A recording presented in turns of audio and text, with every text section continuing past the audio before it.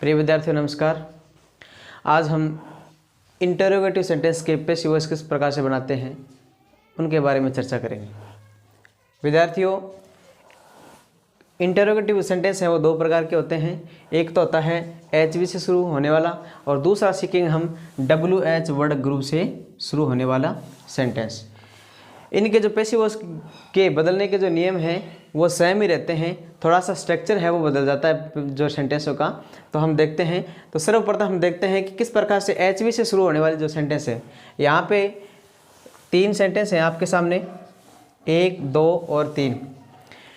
शुरुआत में डू है, इज है और हैव है।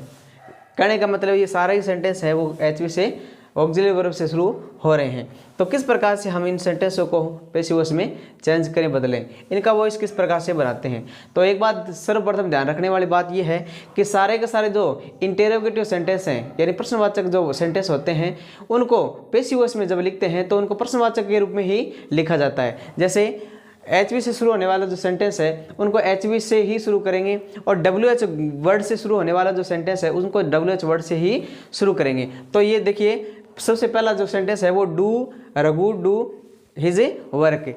क्या रघु अपना कार्य करता है, इस प्रकार से। तो इसको पैसिव वॉइस के अंदर बदलेंगे तो रूल वही रहेंगे, खाली स्ट्रक्चर है वो बदलता है। तो प्रश्नवाचक का प्रश्नवाचक के अंदर ही और पैसिव वॉइस से बनाया जाता है। तो हम देखते हैं जो इसमें टेंस देखते हैं, डू सर्वप्रथम आ रहा है उसके फर्स्ट, इसके साथ में क्रिया के फर्स्ट फॉर्म में लगी हुई है। तो कहने का मतलब है कि प्रेजेंट सिंपल टेंस को अगर पैसिव वॉइस में बदलना हो तो इज RM प्लस वर्ब की थर्ड फॉर्म लिखते हैं। तो यहाँ पे वही नियम लागू होगा, जैसे ये करता है सब्जेक्ट और ये है ऑब्जेक्ट। तो ऑब्जेक्ट को हम क्या बनाएंगे, सब्जेक्ट बनाएंगे। तो यहाँ पे लिख देते हैं हिज वर्क, हिज वर्क, यानी ऑब्जेक्ट को हमने अब बना दिया, सब्जेक्ट बना दिया। अब सब्जेक्ट देखते हैं कि एक वचन है या बहुवचन, यानी हिज वर्क एक वचन है तो एक वचन के साथ में क्या लगाएंगे, इज लगाएंगे। यहाँ पे इज लगा दिया क्योंकि हमें पैसिव वॉइस के अंदर भी क्या बनाना है, प्रश्नवाचक का प्रश्नवाचक में ही बनाना है। तो कहने का मतलब ये सहायक क्रिया से शुरू हो रहा है तो हमें सहायक क्रिया से ही शुरू करना है सेंटेंस को। तो इज हिज वर्क, इस प्रकार से। अब क्रिया की कौन सी फॉर्म लगाएंगे, वर्ब की थर्ड फॉर्म लगाएंगे। तो डू की थर्ड फॉर्म होती है डन, डू की थर्ड फॉर्म होती है डन। और उसके बाद में सब्जेक्ट को बाई प्लस जोड़ते हैं, तो सब्जेक्ट को और बाई प्लस जोड़ेंगे तो ऑब्जेक्ट बना देंगे, तो रघु यहाँ पे बन जाएगा ऑब्जेक्ट। इस प्रकार से एकदम आसान भाषा के अंदर आसान तरीके से प्रश्नवाचक का प्रश्नवाचक में ही पैसिव वॉइस से इस प्रकार से बनाया जाता है। तो इसका पैसिव वॉइस क्या बनेगा, is his work done by Raghu, इस प्रकार से बनाया जाएगा। अगला देखते हैं, इज रामू प्लेइंग लूडो। क्या रामू लूडो खेल रहा है, इस प्रकार से। तो हम देखिए यहाँ पे ऑब्जेक्ट है लूडो और यहाँ पे सब्जेक्ट क्या हो गया, रामू। तो लूडो को हम सब्जेक्ट बनाएंगे तो लूडो यहाँ पे लिखेंगे, ठीक है। अब ये टेंस देखते हैं, इज प्लस वर्ब की फर्स्ट फॉर्म और इसके साथ में क्या जुड़ा है, ING। तो कहने का मतलब लूडो एक खेल का नाम है और लूडो एक खेल का नाम है तो इसका मतलब है एक वचन है, तो इज का इज लगा देंगे। नियम वही रहेगा जो चार्ट में मैंने बताया था, इज लूडो। अब ING है तो बीच में क्या लगाएंगे, बीइंग लगाएंगे। और वर्ब क्या है, प्ले है, तो प्ले की कौन सी फॉर्म लगाएंगे, थर्ड फॉर्म लगाएंगे। इस प्रकार से प्लेड हो जाएगी। और बाई प्लस क्या जोड़ेंगे,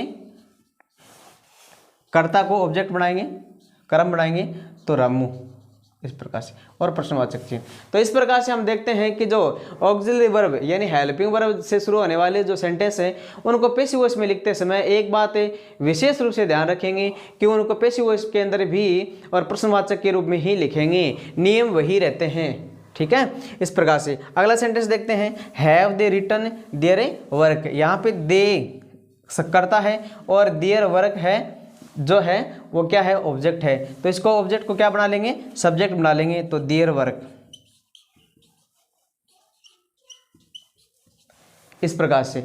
अब देयर वर्क एक वचन हो गया तो एक वचन के साथ में हैव है तो एक वचन के साथ में यहाँ पे सहायक क्रिया बदल जाएगी, इज लगाएंगे क्योंकि यहाँ पे दे के अनुसार हैव दे के अनुसार लगा, इस प्रकार से। तो हैज देयर वर्क। इसके बाद में देखो वर्ब की थर्ड फॉर्म लगी है तो बीन लगाएंगे, ठीक है। और वर्ब की थर्ड फॉर्म यहाँ पे है तो रिटर्न की रिटर्न ही आ जाएगी, क्योंकि पैसिव वॉइस में रिटर्न लिखते हैं, वर्ब क्रिया की मुख्य क्रिया की जो थर्ड फॉर्म लगाई जाती है। और बाई प्लस ए ऑब्जेक्ट लिखेंगे तो ऑब्जेक्ट हमारा दे को ऑब्जेक्ट बनाएंगे तो दे का ऑब्जेक्टिव केस क्या होता है, दैम होता है। दे को हम किसके रूप में लिखेंगे, दैम के रूप में लिखेंगे इस प्रकार से। तो ये जो सारे के सारे उदाहरण हैं, इसी से मिलते जुलते और भी उदाहरण हो सकते हैं इस प्रकार से। तो आसान भाषा के अंदर आसान तरीके से और 10th लेवल पे इस प्रकार के ही क्वेश्चन पूछे जाते हैं। इंटेरोगेटिव सेंटेंस के जो प्रश्नवाचक जो सेंटेंस होते हैं, सहायक्रिया वाले जो सेंटेंस होते हैं, उनको सहायक्रिया से शुरू करके ही और हमें पैसिव वॉइस से बनाते हैं। इसके अंदर एक और चीज़ शामिल हो जाती है, मॉडल वाले जो सेंटेंस हैं उनके जो नियम है वो हम अलग से देखेंगे। तो ये इस प्रकार से मिलते जुलते सेंटेंस को आप अभ्यास करना चाहिए, लिखिए और बार बार इनका अभ्यास कीजिए। चैनल को सब्सक्राइब करें, वीडियो को लाइक करें, शेयर करें। Thank you for watching.